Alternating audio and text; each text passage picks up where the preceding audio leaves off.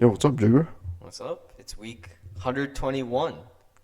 It's been 1 week since we published our first podcast video. Yeah, that's episode 13.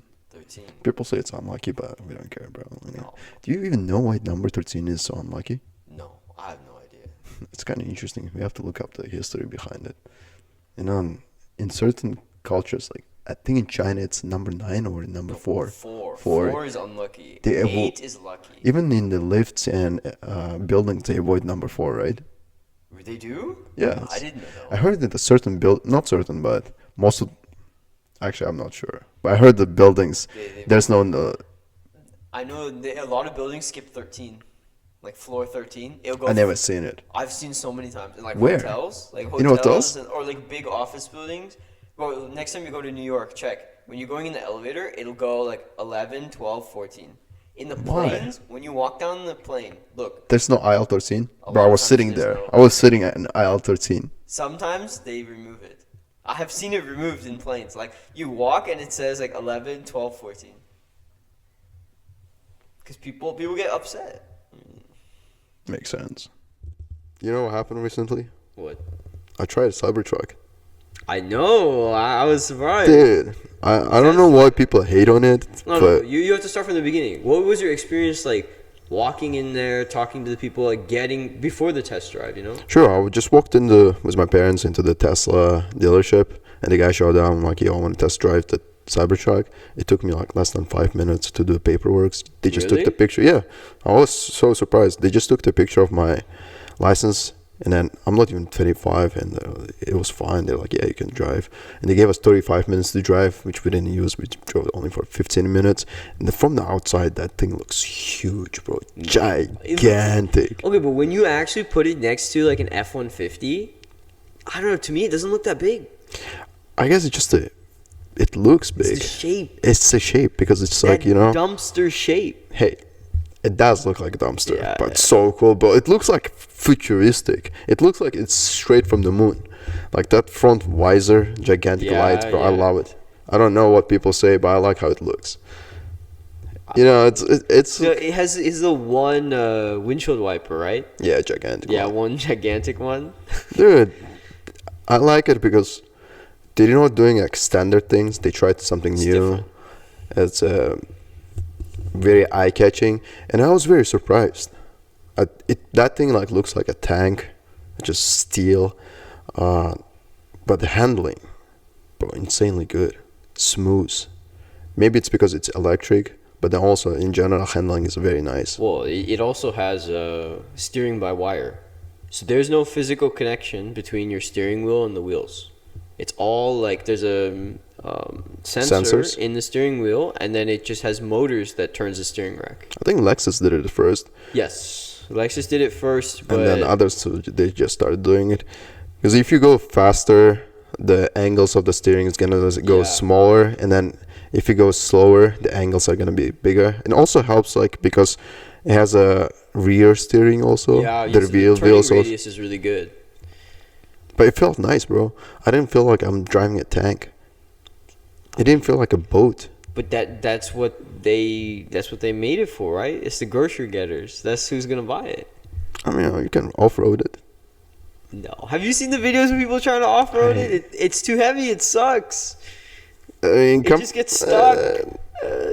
Yeah, what are you saying? Buy a Tacoma? You Toyota sucker? I'm telling you. You Toyota sucker? You You just don't go. You go to your room. There's a pictures of the Tacoma on your wall. So like when you see people who are using their trucks for work, construction or anything, it's not Cybertruck, man. They didn't. If it was legitimately good, right, it would help their business more. It was more practical.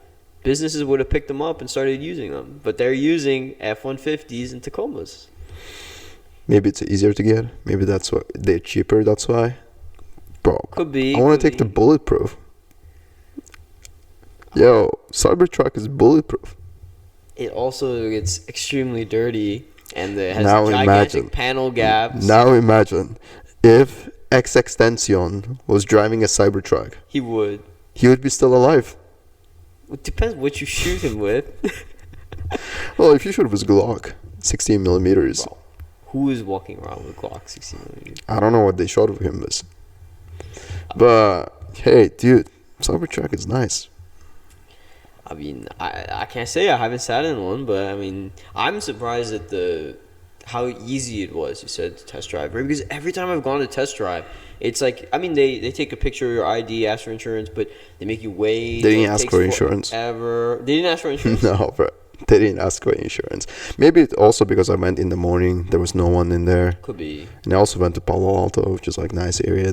They thought maybe I'm just some like startup millionaire, which I am.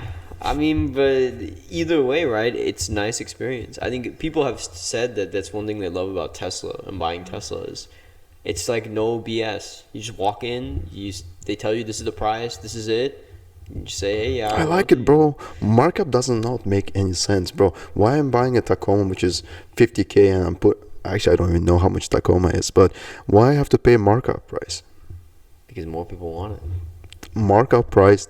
That does not make any sense. Markup is it's like similar to buying sneakers, like how people resell them for more money after. It's the same thing. Just make more, bro. I don't want to pay markup. I want to walk in, or just to add a wait list so I know like when it's my time's coming. I agree. Make it transparent.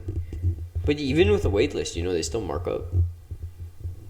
Tesla does not. Well, Tesla doesn't. Yeah, that's why I like Teslas, bro. So I wanted to look at a GR86, and I told them do you have any in the lot? They're like, no, we have absolutely not. No dealerships have them in the lot. I called multiple, and they were right. Nobody had them in the lot. And I said, okay, well, how do I test drive one? They said, well, you need to put $1,000 deposit down, and we'll put your name on the list. When one comes, like the shipment comes, we go to the next person on the list. When it's your turn, we'll call you. You have 1 week to come and test drive the car. That same day, you have to decide whether you're going to buy it. Bro, that does not make sense. If you don't buy it, it goes to the next person. Does not make sense. And the price was already marked up $5,000. Does not make sense. They get away with it because they can. It's ridiculous. Would you buy a Jaguar, the new one? No. I-Type? No. Dude. It looks so ugly. Again, it looks like Cybertruck-ish, it's like futuristic. It divides opinion. Some people love it. Some people think it's trash. I think I get they're trying to rebrand. They're trying to make it new, but I just don't see it. Yeah, the whole rebranding thing, I didn't like it. But the car itself, honestly, I feel like it looks like a Batmobile. I feel like there really wasn't any need to rebrand because if you look at Jaguar's history and the cars they made in the past, they made some beautiful cars, right? Like super classy, Dude, Jaguar is a big brand name. Exactly. You tell people I drive Jaguar, and people are like, wow. Wow, that's like high class. Yeah. That's like prestige. It's better than BMW and Mercedes. Mercedes and BMWs are premium cars, but then when you say Jaguar, it's like another level to it. It's like slightly better, Yeah. It's not like Bentley level, but no, it's better than BMW. Yeah, but I think that's why I was surprised. Like, why wouldn't you want to go back to the old styling, the timeless design, the way that they used to do it, where they just made beautiful cars. You don't need to always change everything and make it all brand new. I agree, but lowercase fonts. From their end, they tried to be Apple. Yeah. They tried to be innovative in the industry. They were already losing a lot of money, and they decided to make something new and change up the game. I don't know how successful it's gonna be. I don't know if they're gonna be back again or if they're gonna be bankrupt in a couple of years. But we'll see. Time will show. But did you hear that Honda is planning to buy Nissan and Mitsubishi? They didn't buy. They merged it. Well, when companies merge, the bigger one buys the other one. You can call actually, it I don't know the details. If you know the details, what happened, I don't know. So all I know is they were in talks to combine it, but what do you think that impact will be in terms of the car models, right?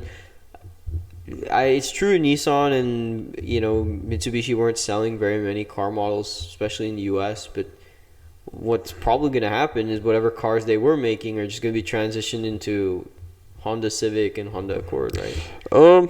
I wouldn't say that way. It's gonna be. I feel like it's gonna be more of Hyundai and Kia. They make different cars, but they're the same company. The parent company is the same one. So probably Nissan and Honda is going to be the same because they were struggling both to keep up with Teslas and all the electric cars. Now they're going to have a same budget for R&D, research and development. That's true. And they can save up on that. And if they develop something cool, new types of battery, for example, they can use it for both Honda and Nissan. But as a brand, it's going to be two different brands still. Because it's well-known brands. Everyone knows Honda and everyone knows Nissan. That's true. I mean, the people who buy their Nissan Altimas and they like dent them and, you know, wreak havoc on the road, they need to buy them from somewhere, right? Nissan Altimas, bro, we need them in the road. We need to be scared of them. Yeah. Like, who else we're gonna scare? Awake, you know, like keep you alert when you're driving on the road. Whoa. So I was telling you because you said like. You said you actually thought about, you know, pickup trucks now. You're like, actually, Toyota Tacoma is pretty nice, cool, right? bro. It's nice. So it's so practical. I used to think like, why people buy pickup trucks in the United States, but after driving one, bro, it's kind of nice. I like it. Right? It's very practical. So you said like, oh, I'll just pick up an old cheap one. And I said like, you know, they're probably more expensive than you think because Toyota Tacomas, they will start very expensive when they're brand new. The price will drop off and then it flatlines. And it doesn't matter how old it gets. It could be like 10 years old or 20 years old. It will just stay that same value the whole time. You're right. It's crazy though, right? I know. I looked up and it's so insane. 2007, 14,000 Tacoma. 2000 like 10 14 or something is still same price. Same price. Bro, that's insane. I don't know why. Well, actually, I know why. As you said, like engines are very good. I mean, they don't break. They're like rock solid cars. They will just keep going and going and going and going. That's the thing with the Toyota. When they develop a new engine, maybe at the beginning it's like they have some problems, but then over time they fix all the problems. And if you buy the latest model, it just runs. And you, as you said, like you don't worry about Toyota. So you just go, you see it, and you know it's gonna ride. I think that's why it's important. You gotta match it with the right customer, because when Toyota designs an engine, their priority is we're gonna make this thing reliable and bulletproof, because they know that's what their customers want. People buy Toyotas because they want to start the car when it's, you know, -5 degrees outside, and you know, also when it's 115 degrees outside. You turn the key, it starts, and go. That's what people want. I mean, maybe it doesn't squeeze the most efficiency, or maybe you're not squeezing the max amount of horsepower. Maybe you could get 10% more horsepower by doing something complicated in German like BMW, but they don't care about that. It's okay. So it's also power of brand. BMWs are well known to be sporty cars. It's performance, right? Performance cars. And then Toyotas, or in general Japanese cars, are well known to be reliable. So, but Toyota has been making a lot of sporty cars too recently. You know, people still, when you think about Toyota, you think about like Corolla. Oh, it's true. That's why they have a Lexus, because they couldn't sell the Toyotas for expensive, because everyone thought like, oh, I'm not going to pay 50K on Toyota. I mean, but then when you say Lexus, people now think it's a luxury car. It's true, yeah, it's true. I mean, Toyota still has the image of, like, when you say Toyota, people think Prius. People think like Camry, right? But I mean, I'm still glad they're making some fun cars, some like more sporty. What do you mean the fun cars, bro? They're stopping the Supras. They're stopping the Supras, but that was a BMW. Whoa. What is the new car they're making? What was the name of the new car? The Toyota Celica. They announced this, the bring back of the Celica. But I mean, they say it's going to be, well, the rumors are it's going to be 6-speed manual, all-wheel drive, like sporty car. Who buys a manual in 2025, bro? They still make it. That means somebody's buying it. Yeah, but it's very niche. Very niche. I mean, they will offer the automatic version too, I'm sure. And they'll probably sell way more automatics. But for the people who enjoy driving it, I'm glad they offer it. Yeah, I think Porsche still offers. Porsche still offers. BMW still offers. No, actually, BMW stopped offering. M2? Not anymore? Not anymore. Oh. I could be wrong, but I think they stopped offering. The previous generation M2, I knew it had an option. Well, previous generation M4s, M3s, they also had a manual, but they probably don't sell that much. I think M4 doesn't anymore. Yeah, they probably don't sell that much, and they stopped. In Europe or the rest of the world, it used to be popular to have a manual cars.